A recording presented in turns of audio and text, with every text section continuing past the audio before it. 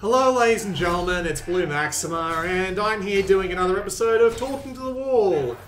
The previous video I did on this sort of thing actually went pretty well, so I figure I'll keep doing it every week or so and we'll see how it goes, huh? So I have a list of patrons to thank once again. That would be Alan, Billy, Blizz, Brett, Caleb, Chen, Christoph, David, Edia, Eric, Gary, Joey, the other Joey, Twioch, Matthew, Miguel, Mathaldu, Raymond, Rodrigo, Sack Chief, and Z. There's only one piece of Vita news this week, so it'll be nice and quick to cover. Scintillatron 4096 is launching on the 18th of December in Europe, and there's no date for anywhere else yet.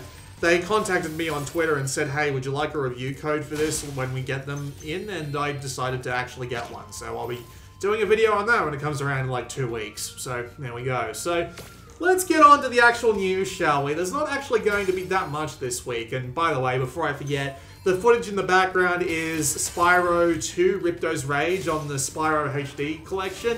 Whatever the hell it's called, a Reignited trilogy. I was running through the rest of Spyro 2 and figured I'd just record a level for background footage on this. So there we go.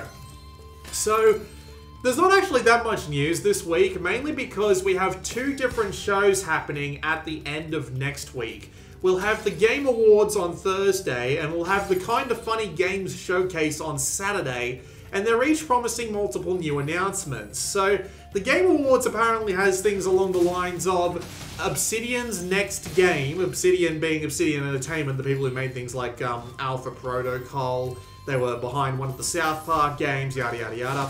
There's also the next Rocksteady game, which is rumoured to be a Superman title in the vein of, more like in the style, not the vein, but in the style of the Batman games. We'll see though, because you know, it's bloody Arkham Asylum. Well, it's bloody Rocksteady. They made Arkham Asylum, which inspired pretty much every action game for the next few years afterwards. There's also apparently going to be an Alien Isolation sequel, or at least that's what the rumours are going around are saying. And the Kinda Funny Game Showcase is not so full of big announcements like that, but they're promising stuff like Yakuza-related announcements. I don't think it's going to be Judge Eyes or Project Judge or whatever they're calling it here in the US or Europe, because they've already announced Project Judge for Western localization next year, so unless they're doing like a release date for that, it's probably related to either the PS4 remasters or Kiwami coming out on PC, but then again, it's coming to look like a bit of a PlayStation-focused one, mainly because they're also promising PlayStation VR related announcements, which is interesting, and also something from NIS America. Although what NIS America are doing, I'll be damned if I know. So, by this point next week, I might not even do Talking to the Wall next week, or I might do it like in 2 weeks instead of 1. Mainly because the majority of announcements that'll be going on will be happening like right on top of when Talking to the Wall is supposed to come out. Maybe I'll end up even live streaming Talking to the Wall and seeing if we can get anything done with that, considering there's going to be, what, like a dozen announcements at least? They've promised 10 new games at the Game Awards alone, so it's probably going to be pretty crazy, especially since Super Smash Bros. Comes out on Friday. So you'll have the Game Awards on Thursday, Smash on Friday, and Kinda Funny Games on Saturday, so that's kind of silly.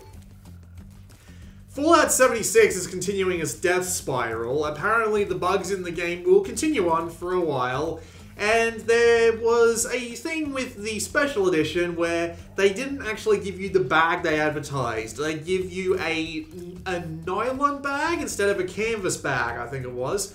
And originally they weren't going to offer compensation at all. Like, they had some really snippy support guy working through it, so he kind of made the entire company look like one big ass. But apparently they have decided to compensate people for the bag by giving them $5 of the in-game currency, which seems entirely against the point. Like, can this game fail any harder if it tried? Honestly. Like, can it seriously get any worse from here?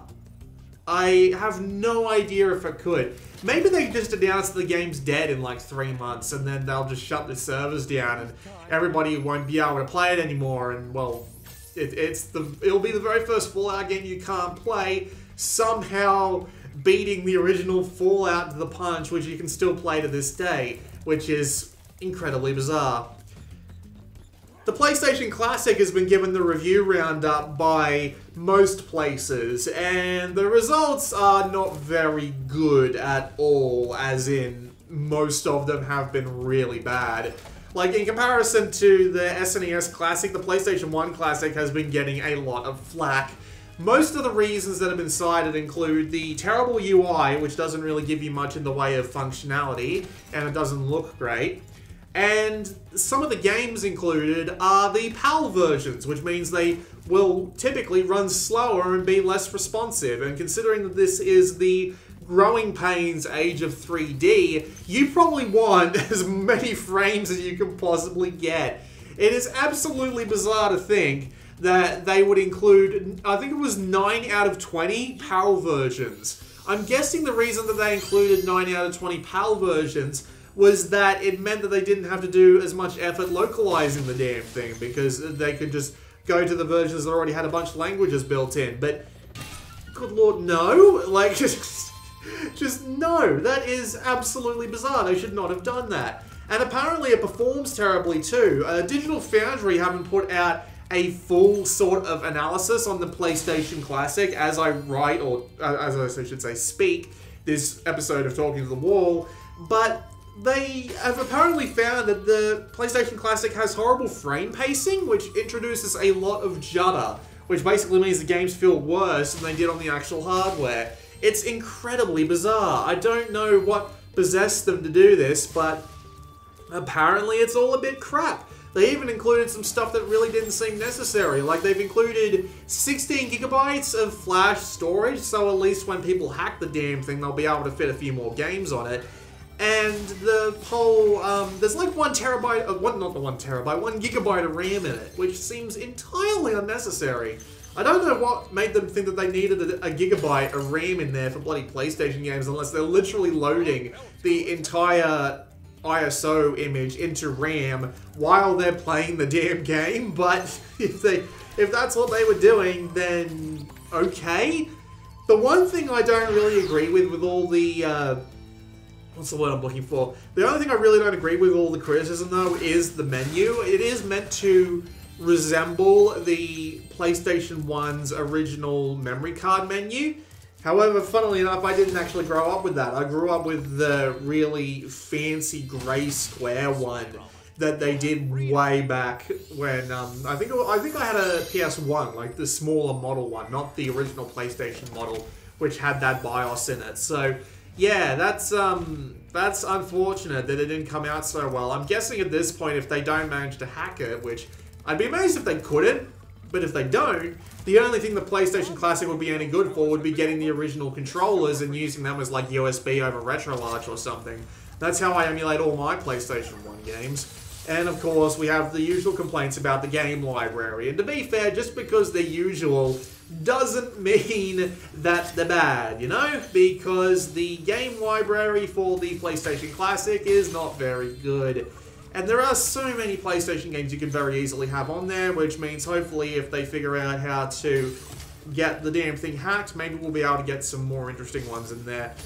Who knows? Maybe I need to do a few more PlayStation 1 game videos, and someone asked for Silent Bomber, which I will go do, but today I was actually working on a video of Future Cop LAPD, which was a neat little, I don't like using the phrase hidden gem for Future Cop LAPD, because it was pretty, somewhat well known at its time, at least. But, well, still, it's not something most people would talk about today, so hopefully I'll be able to get a video done on that. Red Dead Online's beta rolled out over the week. It's currently the 30th of November, so I'm assuming that by the time you see this, it'll be open to everybody. And there was immediately a little bit of a problem with the microtransactions. So, the original post that actually set off this hoopla was wrong, and it implied that you needed to do like something akin to 500 hours worth of grinding just to get one horse. But apparently they were wrong, and they got it wrong by about a factor of 10, so you only need to do like 50 hours of grinding. And at the same time, that just doesn't seem worth the effort or the point. So, yeah, it just kind of confirmed my suspicions that Red Dead Online was going to be just as bad as Grand Theft Auto Online when it came to the microtransactions, instead of people just giving people everything and letting them have fun. That was the best part about Grand Theft Auto 4. They gave you tons of different modes, they give you all the content in the game, and they just let you go nuts with it. But in Grand Theft Auto 5, in Grand Theft Auto 5, they decided to go and just wipe the floor with everyone with microtransactions, and that's probably where they made a bunch of the billions of dollars they made on Grand Theft Auto 5, so chances are Red Dead Online isn't going to be any different. Just some really quick little stories to round out the week, because as I said, not really that much happened of note. Square Enix has trademarked Parasite Eve again. We don't know what that means, but it's Square Enix, so it's either an internet game, a mobile game, or just some kind of really cheap remaster that's probably not worth the effort. There was a announcement from, well, it's not so much an announcement, it was more like a tweet, but there was a tweet that In Exile Entertainment are actually working on a remaster of the original Wasteland, which is a bizarre thing. I thought they would have remade it on the bloody Wasteland 2 engine at this point, and they are working on Wasteland 3 as far as I'm aware. It seems so bizarre that they haven't actually done this already, but oh well, I'm not going to complain about a remaster of the original Wasteland. I've meant to get around to that for so long. There's a lot of stuff about that game that just what's the word I'm looking for? Intrigues me. We'll go with that. Intrigues me. And there's one last bit of news that people, like, this is tiny. I admit this is nothing, and I only bring this up because this is going to be one of the videos I'm going to be working on this week. But Galgun 2 got a VR mode. It is out on the PC as of right now. I actually asked for a review code yesterday morning, and I got it this morning. So I am actually going to be taking a look at Galgun 2's VR mode, and, well, considering that I enjoyed Galgun Double Piece, hopefully I'll be able to enjoy Galgun 2 as well. Apparently, Galgun 2 had some basic VR code hidden in its first version before it got patched, and people made a mod to actually turn on the VR stuff. Hopefully they have polished it up just a little bit. So there you go, that was a little bit of talking to the wall. My upcoming videos this week include a video on a game called Bot Vice. This is the game I was making a reference to last week. I also have videos coming up on Future Cop LAPD and Galgun 2 VR. I also will probably do a video on Artifact at some point, but I'm probably going to give that a little while for the market to calm down, for the honeymoon period to wear off, and for me to actually be able to get good at it, because right now I suck. And I do plan on picking up Super Smash Bros. On Friday, but considering that how big Super Smash Bros. Is going to be as a game, who knows when I'm going to be able to do a video on that. Although I might stream it on Friday once it's out, just so I can, you know, stream it. I haven't done a stream in a while, might be fun. There's no guarantees, but, well, you know, I can't really guarantee anything these days, I'm sorry. So, that was another episode of Talking to the Wall. If you liked it, like, subscribe, comment, and share the video around if you liked it. Am I going to have to start using that outro on this video series again? Who knows, but oh well. See you next week.